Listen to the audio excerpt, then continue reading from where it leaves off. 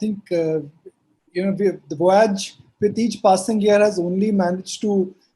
Like the name stands, we've only managed to navigate the high seas, and this time around, at a time when the environment and the challenges are very turbulent. Pala, when we started the day one of voyage, it was day one of the FM briefing. Today is day three of voyage and day three of press briefing. Up until now, we've heard from government on the lines of what they want to do for poorest of the poor and for SMEs. Do you think now something should be done for financial markets as well? Yeah, I think as you rightly put it, Nikunj, clearly this year voyage, I even on my opening speech, I made a mention about it's a good omen to start with finance minister making some huge announcement on the day we started our voyage. And one day before, Prime Minister kept aside 10% of GDP to be given for supporting the Indian economic growth. If we just add the math, then what the finance minister has done in the last 2 days, and then what Prime Minister has announced in the first day of the announcement, there is still a lot to be done with respect to the financial market. I would assume whatever they have done so far, it is to just boost the confidence of NBFC's market, confidence in the lending market, confidence to the MSME market, also to the agriculture sector. They have announced and addressed the needs of them. And what probably could be coming in related to the capital market, with respect to some bit of taxations or some bit of tax-related issues, which can actually boost the consumption and so on and so forth. And that's something I think one could expect. But I think still, I think what needs to be done, though the bond market, I think post the announcement of the last 2 days have rallied a bit, and the equity markets have been a bit volatile. But having said that, I think the commitment of the government, I think, has been reflecting the way I think the speed at which they are implementing. And hopefully, I think they would also take some steps towards reviving the sentiment in the capital market. Bala, as a fund manager, you've always been optimistic. Last 20 years, I've always interacted with you. You've said that, look, think long term, don't look at short term, don't confuse between temperament and temptation, understand your risk, and that's the way you should invest. My simple question is that on this forum, when everyone is trying to understand that is SIP a great route, should one really stick to mutual funds when they are finding it difficult to beat benchmarks? How would you address these concerns? Because there is data which is available now, which clearly says that 10-year SIPs have not made money. 5-year SIPs are losing money.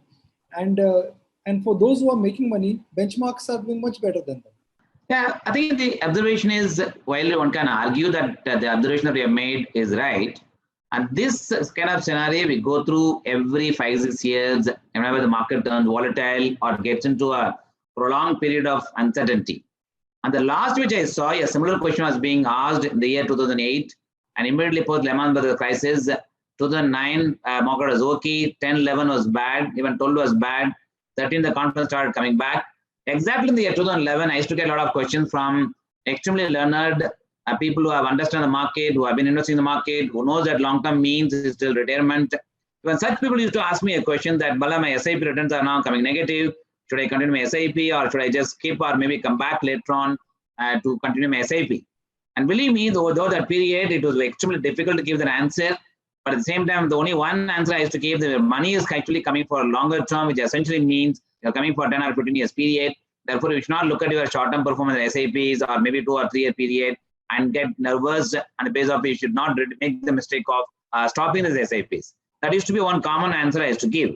And clearly, when the 2014, when the market just jumped by about 58% in a single year, and then all the past years' return got pulled back, and then it came to actually almost about 15-16% of SIP return. But somebody would have continued, only would have got that benefit.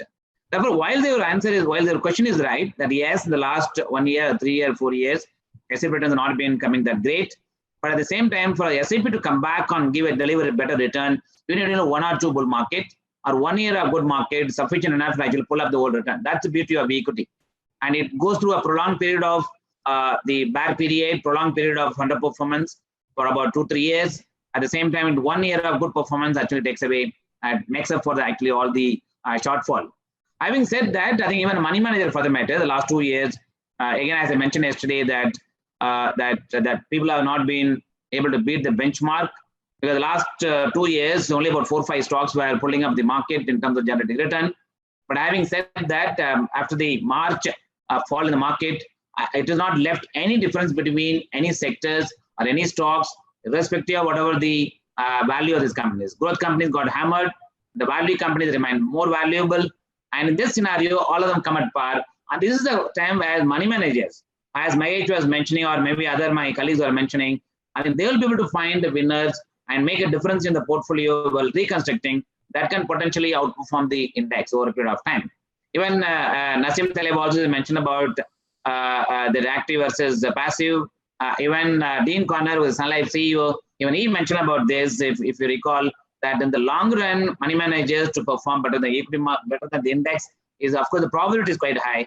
Therefore, active money managers, though they're underperforming there for a brief period, and in the last 3-4 months, we are seeing that trend also is changing. And given the stock picking ability of the money managers, and purely on the basis of bottom-up stock picking approach, I think they will be able to beat the benchmark. Having said that, I'm not saying that one should ignore index funds, and one should keep the index fund as part of the overall allocation while doing asset allocation model between equity, which is a diversified, actively managed equity funds, and index funds, and fixed income funds. When you straddles between the three asset classes, and it can be part of their portfolio, it not come at the cost of actively managed funds. Bala, the grain of the truth here is that if you buy fixed income right now, you're getting almost 6% return because that's the yield right now. Is equity really worth it? Because with equity, when inflation is low, the risk-free return will also come down. So here you have a situation where government bond is giving you 6% with equity also taking a risk. So is that risk worth it in this uncertain environment?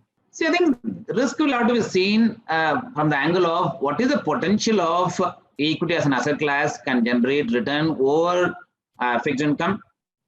Basically, the risk premium that you can get on by investing in equity, and secondly, the return that you can generate over and above the cost of capital. And the equity is the only asset class can actually give you over and above return over the cost of capital. If I have to take the cost of capital, is roughly about 14% that will come for anybody who wants to set up the company. And equity is capable of generating more than that over a long period of time. But at the same time, one should also observe, at times like today, like COVID-19, and the equity asset class will be put to a test because it goes through a lot of uncertainty. Earnings could be at risk. Economic growth itself is at risk. Therefore, earnings may not come. In such a scenario, it may be seen as if equity asset class may not give return. At the same time, fixed income asset class, I always maintain that fixed income as an asset class, if you don't chase the yield, if you don't chase the YTM, if you don't chase the return, and if you are okay actually to get a moderate return in fixed income space, it can give you a real compounding return, but will not be necessarily will match up to the expectation of equity. While of course fixed income, most of the people think fixed income is not an asset class that I should choose mutual fund, I should go through the bank deposits. And believe me, I think if the same asset class, if you've chosen through the fixed income, adjusted for the tax benefit that they get over a period of 3 years, and fixed income as an asset class does have a merit to be part of the portfolio. Again, I'm repeating, may not come at the cost of equity. Equity asset class, assuming somebody has got 100 rupees, yes, he cannot put 100 rupees of money in equity fully. Therefore, he has to choose between equity and fixed income. So the question is, how much should be in equity, how much in fixed income will determine his long-term success. Therefore, while both the asset classes, it goes through ups and downs. Sometimes you may think that equity is not given return. That is the time you will probably shift to a fixed income. And fixed income at times may not also not give a return to your expectation in today's scenario. The interest rates are close to about 6%. Again, you will not be satisfied with the 6% return. And that is the time you need to have a mix of equity and fixed income as a portfolio. I am a firm believer mutual fund provides a solution for 4 buckets. One, every investor have got 4 needs. One is the savings needs, which is nothing but equivalent to keeping money in savings accounts. Second is the income needs, which is nothing but equivalent to keeping money in fixed deposit. And growth needs, which is nothing but putting money in equity for the long-term creation of wealth. And finally, every individuals have to generate alpha by 1 or 2% by doing the tax planning. And that comes in the ELSS schemes. I think mutual fund provides solution for all the 4 baskets, which is saving solutions, income solution, and equities wealth creation solution, and tax solution. If assuming a scenario, one is able to manage in their portfolio by choosing all the 4 buckets in proportion, in small proportion, either 20, 25, 25, 25 equal ratio, or in another ratio as it suits them. And believe me, the experience that mutual fund can provide to the investors will be substantially better than just choosing only one asset class in equity or one asset class as fixed income. I was speaking to Ray Dalio 2 weeks ago, Bala, the man who runs biggest hedge fund in the world. And he said that to survive this market, you need to do three things: diversify, second, diversify, third, again diversify. How would you react to that? Yeah, I think interesting, Nikunj, is like Warren Buffett says, first of all, we should not, rule number one, don't lose money. Rule number two, don't forget the rule number one. Is easier said than done. It's extremely simple. And most of the time, I also believe the simplest of the stuff is difficult to follow.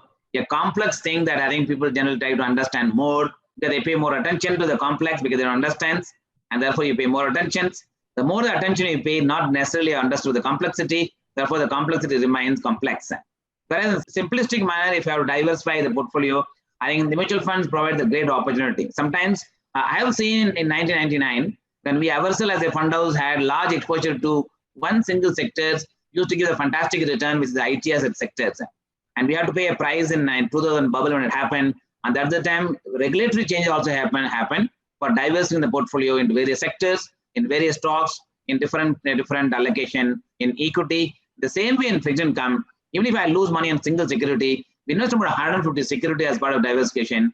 From money manager's point of view, such a huge diversification provides some bit of hedge against the volatility, against the risk that investors would carry. Therefore, diversification is actually the must. I think what he mentioned about 3 times repeating the same thing is nothing but reinforcing the importance of diversification, importance of discipline, and importance of staying with your conviction of long-term investing.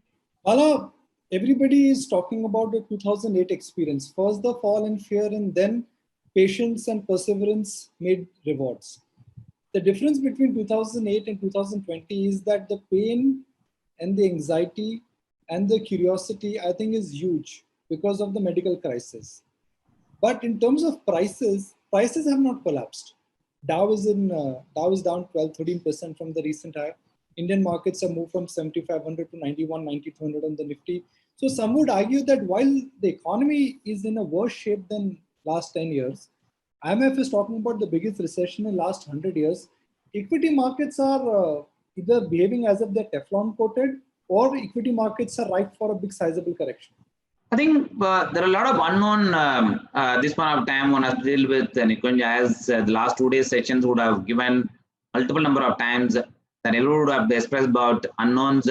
And these kind of unknowns, uncertain time, only 2 agencies come to the help of the economy, rescue of the economy. One is the government of the respective governments in the respective countries, and second is central bankers. And both of them, if you look at the speed at which they are working towards bringing back the economy back on track without letting them actually go into recessions, is something that shows their commitment actually to keep the economy keep going. Which essentially means that while the probability of recession, the probability of fall, I think probably could only keep going up. At the same time, the steps that are being taken by the government as well as the central bankers and other regulatory bodies to support the economic growth would also bring back the optimism and the hope. I think what the market is currently discounting is some bit of a hope, some bit of optimism. As the day the Prime Minister announced, though everybody knows that 10% of GDP being kept aside to support the economy, everybody knows it's going to come at the cost of the fiscal. It's going to come at the cost of money being printed. But that's again being seen as a positive, given the fact that it's going to actually at least help the economy to get revived, therefore the confidence coming back. I think that from the market point of view, what many times is needed is not just driven by only the valuation, not driven only by the earnings, it's also driven by the hope and optimism. As long as we have the mix of these three and try and do the balancing between these three at all point of time, then the overall market sentiment would remain intact. But having said that, at the end of the day, the market has got 2 players. One is of course long players, and second is the short sellers. At this point of time, short sellers also will have the field day, and whenever the uncertainty is there, there's equal amount of buyers and the equal amount of sellers. And whenever the equal amount of sellers actually goes beyond the buyers, naturally the market will tend to be volatile and tend to bring back the pessimisms. And this fight, I think, probably will go on for some time. And given the fact that COVID-19 has reset the economy in multiple ways, both for the way the company operates and the way I think individuals are going to operate, and the way I think the business outcome is going to be determined as we move forward, the whole economy will be put to challenge. And that resetting, it comes at the cost of a lot of uncertainty. And therefore, the market is still trying to adjust on which side to swing. It's on the bear side or the bull side. And that's something I think will remain as a challenge for some time in predicting the equity market. So Bala, before we wrap, How has the lockdown experience been for you? Your children are back home. Your daughter, congratulations, she just become a doctor. Um, your son is at home last time when I spoke to you. So are you excited that you're spending more time with your family, or they are troubled because they're spending more time with Papa? Of course, at home everybody is happy because in the last 30 years of my working career, they would have hardly seen me at home except on the weekend on Sundays. Now, of course, the lockdown, I cannot escape anywhere. I cannot give any excuses saying I have a meeting in office, I have to meet some clients, I have meet all such excuses I can't give. My travel times, of course, going out of Mumbai has come down quite significantly. So therefore, my house, my wife and my daughter, everybody is very happy to see me at home. At the same time, it also, the question is how do you pass your time? Of course, you have to shuffle between your Zoom calls and attending to the market calls, and then go back to sometimes the kitchen work or sometimes to the cleaning work and so on and so forth. The multitasking, which otherwise normally I'm used to doing in the office, is of course continues even at home. Tell us a secret which nobody knows, Bala. Anand Mahindra tweeted a couple of days ago saying that, look, I'm guilty of wearing lungi while doing board meetings. Of course, there's no secret as such because life is, I always believe, is an open book, and people should not see anything that secret that lies in somebody's mind as long as one is able to see the individuals, the behavior. So I believe in that, and therefore there is nothing secret which I can say. At the same time, of course, there's again open secret. Ultimately, life is very simple. So I'm a firm believer that each one of us are playing a role in their own life in the form of a patra, which of course we are all acting in whichever way. I think we all do that acting perfectly to ensure that the role that we have taken at home as a father, at home a family member, in office, you have the role that each one of us I think play the role very effectively, and I'm sure the outcome will also be that much better. So that's something which I'm a firm believer, and just continue doing that. And secondly, of course, continue to keep your hard work, and outcome one doesn't know. As long as you keep your hard work with some bit of smartness attached to it, without complicating, without creating confusion in the minds of people, I think that also can give you better results. And third is stick to your basics, the way I think what gave you a growth and as a childhood, and go back to the childhood days and see whatever you learned, and that can continue even during now without getting worried about that you have grown in life and you are playing these kind of roles in the industry and so on and so forth without getting into your head, and then keep the simplicity and stay to the grounded. I'm sure things can work well without, of course, and not necessarily it can give you a big what do you call growth that as you may desire, but as long as it gives you stability, I think it should be fine. Bala, it's so true that all of us now need to learn, unlearn, and I guess relearn. It's been such a pleasure interacting with you. I just want to say it for the benefit of those participants who are live watching us on the webinar, that over the years, I'm being a financial commentator. I ask questions for a living. That's my job as a financial anchor. When I meet people in my 20-year journey, the questions I've asked, the response sometimes has been good, bad, and sometimes it's extraordinary. I've had the pleasure of meeting very fine and extraordinary people, and Bala is one of them. Not because he's a dear friend of mine, because he's an extraordinary human being. He will always put the company interest and investors' interest in front of his personal gains, and that I think is reflected in the way how Birla AMC with each crisis has only become stronger in terms of processes and in terms of leadership. So Bala, my sincere compliments. I mean, you're one of the finest individuals and leaders I've interacted with. I may be asking questions for a living, but every time I've asked you questions, you've given me the right and the precise answers. So thank you very much, Bala. Yeah, thank you, Niken. It's very nice interacting with you. Thank you. Mutual fund investments are subject to market risks. Read all scheme-related documents carefully.